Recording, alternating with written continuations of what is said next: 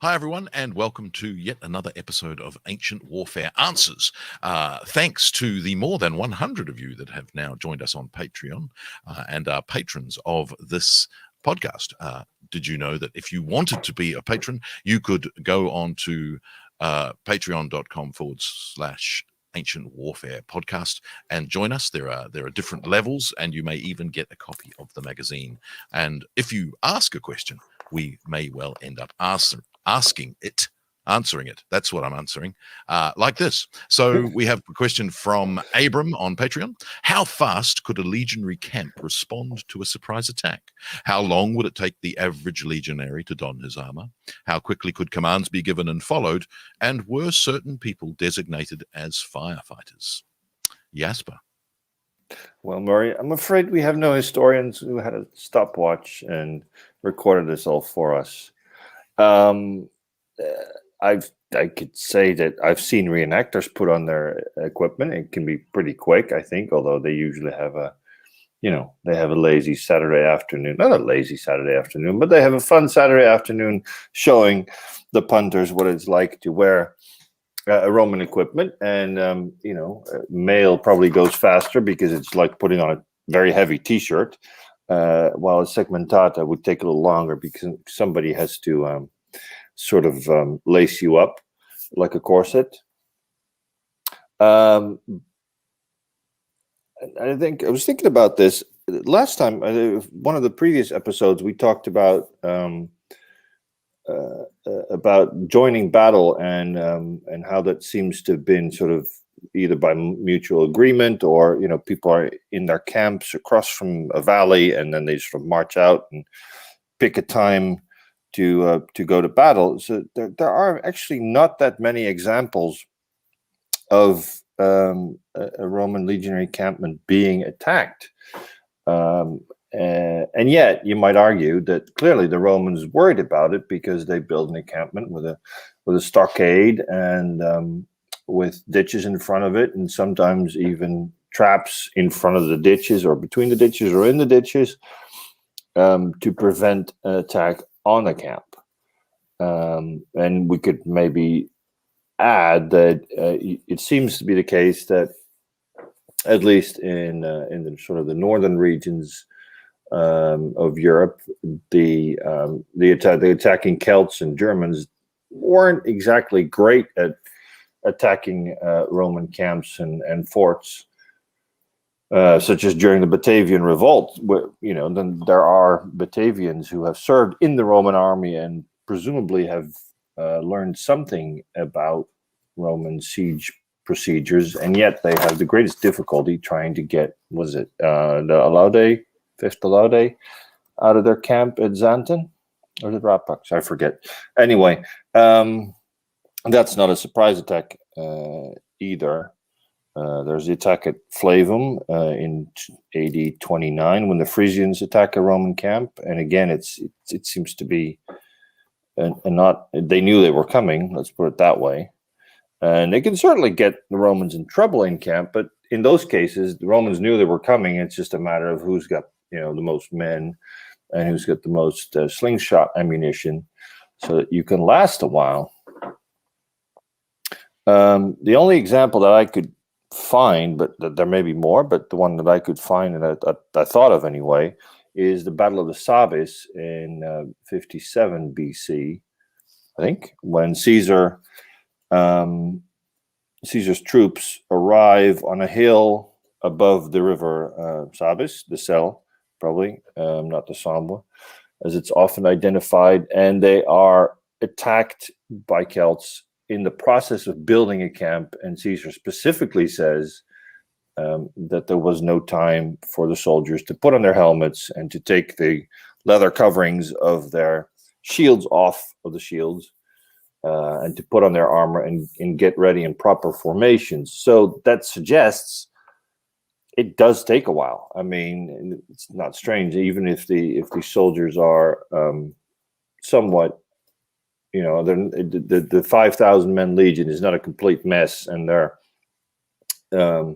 in the neighborhood of their own centuries and their own cohorts.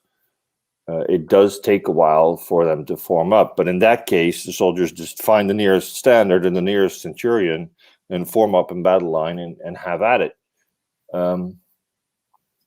So it's not something, it clearly must have taken some time to get ready and to get everyone all dressed up for battle. And the thing you might want to keep in mind there is that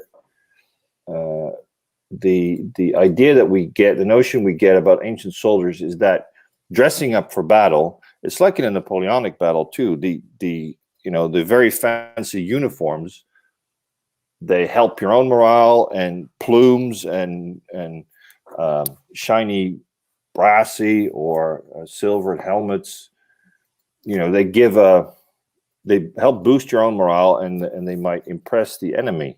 So it's important for them to get all ready for battle, so that they can make a show of being an organized and impressive Roman army, and that's not always the case, apparently, when the Celts or Germans attacked very quickly. But there's more examples of Roman armies being attacked on the march. That happens to Caesar more than once, it seems.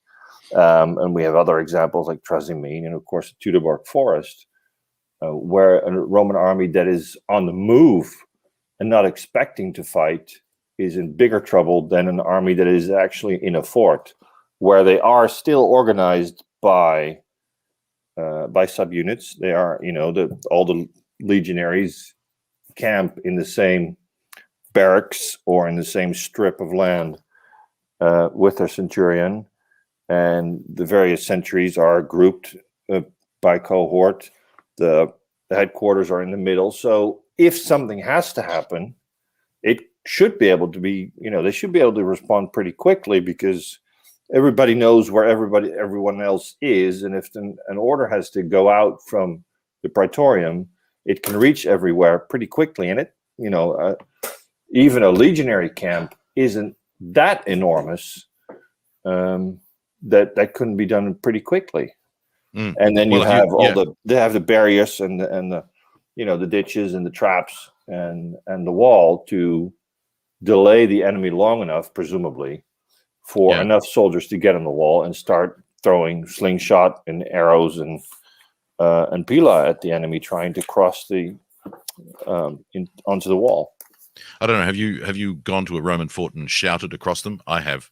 It's certainly doable. It depends whether it's an auxiliary fort that's maybe Well, even on Hadrian's Wall, you can shout from one side and one end to the other, and these were made of canvas tents rather than stone. So, okay, there's a battle going on, but if you had someone loud, you could certainly. I've certainly been to enough reenactments where when a reenactor, Cornican, for instance, who has some practice and a decent set of lungs, if they blow a signal, you hear it everywhere.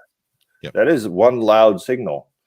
So that should, presumably they could do that very quickly. And if you're protected by a palisade, you might not be as worried about having your armor, and you have your scutum, which protects most of your body. You might not be as worried about your armor if you have to respond very quickly.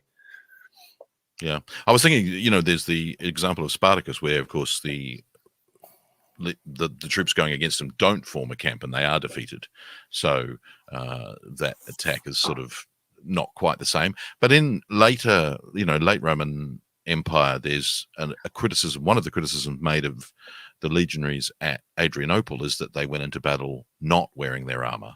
That was an ill-disciplined thing, and may or may not be true, that they just went in wearing their tunics because they were too lazy or too cocky about their ability to win, and the Pannonian hat rather than a helmet kind of thing. You see those in battle, even on the Arch of Constantine and things like that. So it's it's one of those tricky ones. But and what about the last? As designated firefighters, were there any other than the troop who were on? Not that I've ever heard of. No. I think you do get examples of individuals being the firefighter, running to the point where there was danger, but not as a designated role. I was just thinking, under Caesar, you've got Baculus and Scaever, who's show up where they need to be and save the day, but not. Well, that kind of firefighter. I mean, that Caesar himself sometimes even. I mean, Indeed, he likes indeed. to portray himself as that, but when I don't know how often it really, we see that in the movies that the barbarians run up and somebody starts to throw firebrands into the fort, but I'm not sure I'm sure they tried it. Somebody did. But then again, what would catch fire? I mean, a leather tent is not great kindling. Yeah. Well, not to mention if you were sneaking up on a Roman encampment, the fire might give you away. Yeah. There they are. Well, there you have it. On that note. Yes. Reasonably fast. Yes, they could. And mostly we are guessing because they haven't left us stopwatches. Unfortunately. I'm sorry, Abram. So join us next time when yes. Oh, I forgot to introduce ourselves. Of course, that was Jasper Ortage, the editor, and I'm Murray Darm, the assistant editor. So we'll see you on the next Ancient Warfare Answers.